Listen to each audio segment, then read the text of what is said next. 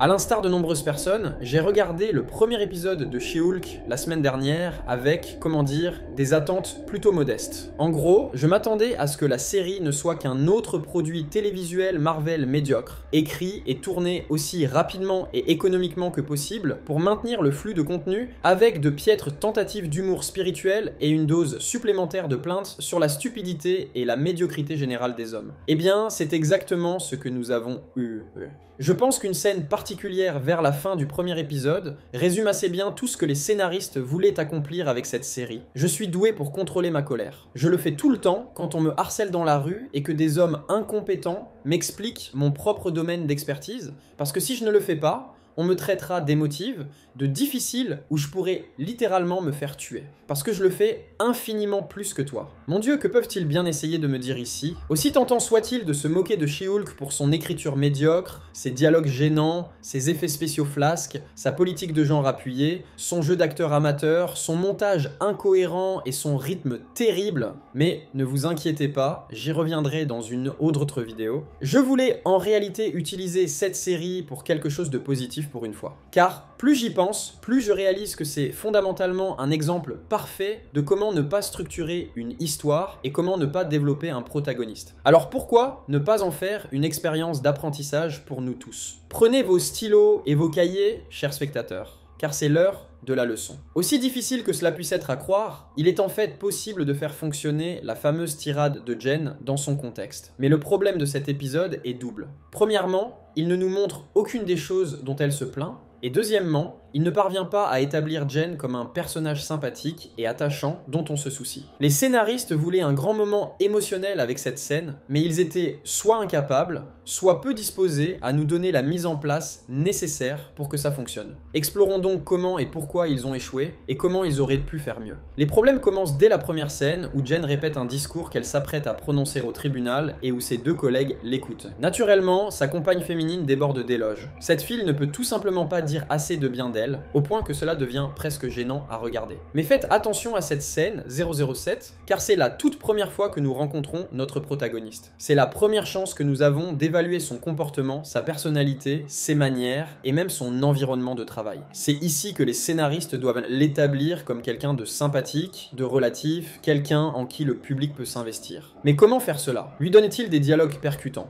Une personnalité spirituelle, amusante et charmante à laquelle on ne peut s'empêcher de s'attacher? Peut-être intégrer quelques petits défauts, insécurités et lacunes pour la rendre plus humaine et accessible? Non, il se contente de faire dire à un autre personnage à quel point elle est incroyable, intelligente et capable. Elle est féroce, c'est une patronne, elle assure. Le scénario ne fait pas confiance au public pour se forger sa propre opinion sur ce personnage. Alors, il vous dit simplement quoi en penser. Elle est géniale parce que nous le disons, d'accord? Ne posez pas de questions. Ce genre de choses est la marque de fabrique d'écrivains faibles, et peu sur d'eux qui n'ont pas confiance en leur propre travail, et cela se produit de plus en plus dans les projets Marvel ces derniers temps. Comme Maria dans Captain Marvel qui ressent le besoin de dire au public que Carol Danvers est drôle, folle et gentille, malgré le fait que le film nous montre exactement le contraire. Ou Loki disant à son homologue féminin à quel point elle est incroyable, parce que autrement nous pourrions ne pas le comprendre par nous-mêmes. Tu l'as fait toute seule, tu les as surpassés, tu es incroyable. Ce n'est pas comme ça que l'écriture est censée fonctionner. La seule voix de contestation dans la pièce vient d'un homme, mais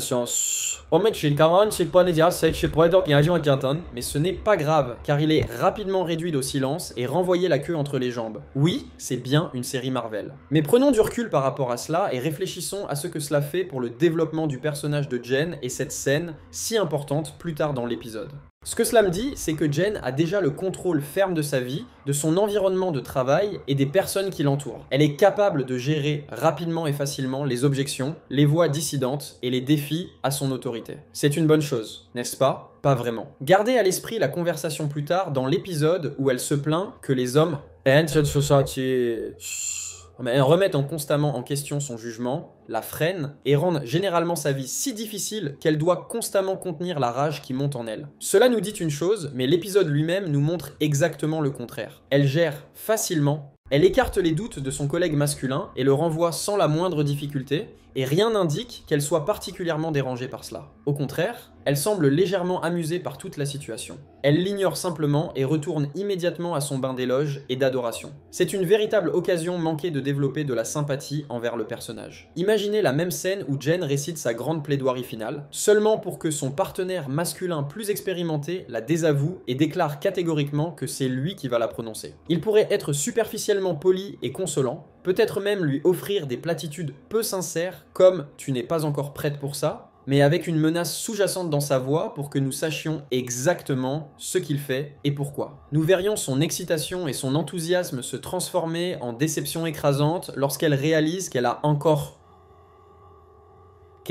une fois été écartée d'une opportunité. Maintenant, imaginez à quel point vous ressentiriez plus de sympathie pour elle en tant que personnage. Je veux dire, personne n'aime voir des gens bien se faire écraser et mettre de côté, et instinctivement, vous voudriez la voir réussir. Imaginez maintenant l'impact bien plus fort qu'aurait eu sa diatribe plus tard dans l'épisode si nous avions réellement vu l'impact négatif de ce qu'elle décrit. Mais non, les scénaristes étaient si désespérés d'avoir leur premier moment de femme patronne dès le début qu'ils ont dû en faire une victoire rapide et facile pour Jennifer. La scène ressemble plus à une projection de leurs propres griefs personnels, frustrations et complexes, suivie de la résolution fantaisiste qu'ils auraient aimé avoir eux-mêmes, plutôt qu'à un élément logique d'une narration plus large. Il était plus important pour eux de marquer une victoire rapide et flatteuse pour l'ego plutôt que de prendre l'option plus intelligente qui aurait apporté des récompenses plus importantes et plus satisfaisantes plus tard. Malheureusement, c'est un fil conducteur commun dans cette série, comme dans la scène suivante où Jennifer et Bruce sont impliqués dans un accident de voiture. Bruce est assommé dans l'accident et Jen est forcée de le traîner hors de l'épave. Au cours du processus, une partie de son sang se mélange au sien alors qu'elle se transforme en Hulk. Ah, imaginez un instant à quel point cette scène aurait pu être plus percutante si Bruce avait été celui qui avait survécu à l'accident et que Jennifer avait été gravement blessée à la place. Si gravement en fait que la science médicale conventionnelle n'aurait plus rien pu faire pour elle. Face à un choix difficile, Bruce lui aurait donné à contre-cœur une transfusion sanguine, sauvant sa vie au prix de son humanité en la transformant en Hulk. Cela aurait ouvert de nombreuses possibilités intéressantes pour leur relation. D'un côté, Jennifer aurait eu raison d'être en colère contre Bruce pour avoir effectué une procédure médicale invasive et qui change sa vie sans son consentement, et maintenant, elle doit vivre avec les conséquences à long terme. De l'autre, Bruce aurait pu être rongé par la culpabilité d'avoir essentiellement ruiné sa vie, mais aussi défiant parce qu'il a finalement pris la décision difficile et nécessaire pour la maintenir en vie. Cela aurait pu donner lieu à beaucoup de conflits, mais aussi à beaucoup de scènes très satisfaisantes émotionnellement entre eux deux. Mais tout cela aurait nécessité du temps et des efforts pour se développer, probablement sur plusieurs épisodes, et c'est tellement de travail. Cela aurait également signifié mettre leur protagoniste dans une position légèrement désavantageuse, même temporairement, en ayant besoin de l'aide d'un homme pour la sortir d'affaire, et ce n'est pas autorisé dans l'écriture Marvel moderne car cela va à l'encontre des règles. Ils ne pouvaient pas avoir leur création gisant impuissante et blessée sur le sol. Ils étaient repoussés par l'idée d'un homme fort, la tirant des décombres et prenant des décisions importantes sur son avenir sans son avis. Et donc, tout comme la scène d'ouverture qui aurait pu être la mise en place d'une récompense émotionnelle satisfaisante plus tard, ils ont plutôt opté pour l'option à courte vue et sont allés pour une victoire rapide, facile et bon marché. Bien sûr, Jen n'a pas besoin de l'aide de Bruce. Bien sûr, elle arrache une portière de voiture déformée, malgré que ce soit presque impossible pour un humain sans équipement de découpe lourd. Bien sûr, elle porte son corps inconscient loin de l'épave, malgré le fait qu'il pèse 20 ou 30 kilos de plus qu'elle. Elle est géniale, elle est une patronne, elle assure comme toujours. Et c'est seulement à cause du corps blessé de cet homme, faible et stupide, qu'elle se trouve avoir un peu de son sang sur elle. Quel égoïste. Bref, elle se transforme en Hulk et se réveille quelques temps plus tard dans les buissons devant une grange au milieu de nulle part. Après avoir trébuché dans les toilettes, elle rencontre immédiatement un groupe de femmes,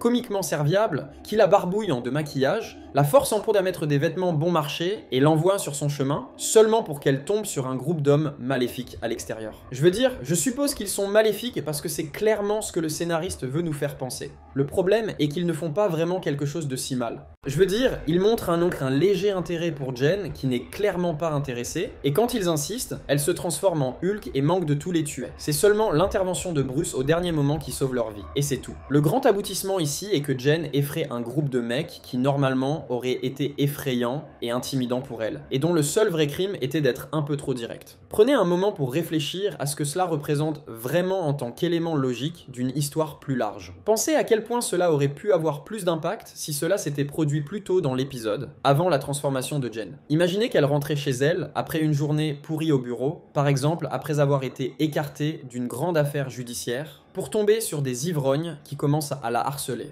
D'abord, elle essaye de les ignorer, puis elle décline poliment leurs avances, mais ils continuent, devenant de plus en plus maussades et abusifs au fur et à mesure que la scène se poursuit. Nous verrions et ressentirions sa panique et sa colère grandir, et à quel point elle doit lutter pour ne pas perdre son sang-froid. Et au moment où ils finissent par s'ennuyer et la laisser tranquille, elle est épuisée et bouleversée par l'épreuve. Pensez à quel point nous compatirions plus avec elle alors et quel impact plus fort aurait eu ce grand moment émotionnel à la fin de l'épisode. Mais non, les scénaristes ne voulaient pas faire ça. Ils voulaient faire une comédie légère et facile où les problèmes se résolvent presque aussi vite qu'ils apparaissent et où le personnage principal passe d'une victoire à l'autre. Ils voulaient le fantasme de pouvoir féminin de tenir tête aux brutes masculines, d'être pour une fois la plus forte, de remettre les hommes à leur place. Ils voulaient se sentir vengés, validés et forts d'une manière qu'ils n'avaient jamais eue auparavant. Oui, encore une fois, ils ont sacrifié les récompenses à long terme de l'histoire pour le coup rapide de dopamine d'une victoire facile. Le dernier point que je voulais aborder était la séquence d'entraînement entre Jen et Bruce. Ayant empêché Jen de tuer un groupe de civils innocents, Bruce l'emmène dans sa retraite au bord de la plage pour lui apprendre à contrôler ses pouvoirs de Hulk. Ce qui a du sens étant donné qu'un Hulk hors de contrôle peut pratiquement décimer des villes entières. Vous pourriez penser que cette séquence ouvrirait des possibilités intéressantes pour leur relation. Après tout, Bruce a traversé beaucoup de choses à cause de Hulk. C'est un homme avec 15 ans de tragédie, de pertes, de désastres et de destruction derrière lui, beaucoup de leçons douloureuses qu'il peut partager avec sa cousine pour l'aider à éviter les mêmes erreurs. Il est le mentor expérimenté et elle est l'élève naïve faisant ses premiers pas sur un tout nouveau chemin. Au lieu de cela, ce que nous obtenons, ce sont des blagues gênantes qui se moquent de Hulk et de tout ce que Bruce a traversé, et un montage dont le seul but est de montrer que Jen est apparemment meilleure que Bruce à tous égards. Elle excelle immédiatement dans presque toutes les activités, est l'égale de Bruce, ou même meilleure dans chaque événement compétitif, et à la seule occasion où il démontre une force supérieure, elle se moque ouvertement de lui pour s'être laissé provoquer à faire étalage de sa force. C'est juste cette fierté masculine toxique qui parle, je suppose, ce qui est vraiment bizarre, parce qu'elle se moque littéralement de lui pour être plus fort qu'elle, alors qu'elle célébrait littéralement le fait d'être plus forte que lui quelques secondes plus tôt. Je suppose que c'est acceptable quand les femmes le font. En fait, maintenant que j'y pense, ça devrait être à peu près le slogan du MCU à ce stade. Mais plus important encore, cela gâche une fois de plus une occasion parfaite d'avoir un quelconque développement de personnages significatif entre eux deux. Bruce n'a rien à lui apprendre, aucune leçon à transmettre et aucune sagesse à partager. Tout est aussi superficiel, insincère et dénué de sens que, eh bien, pratiquement chaque moment de Thor, Love and Thunder. Le seul but de ce segment est de nous amener à ce moment émotionnel si important.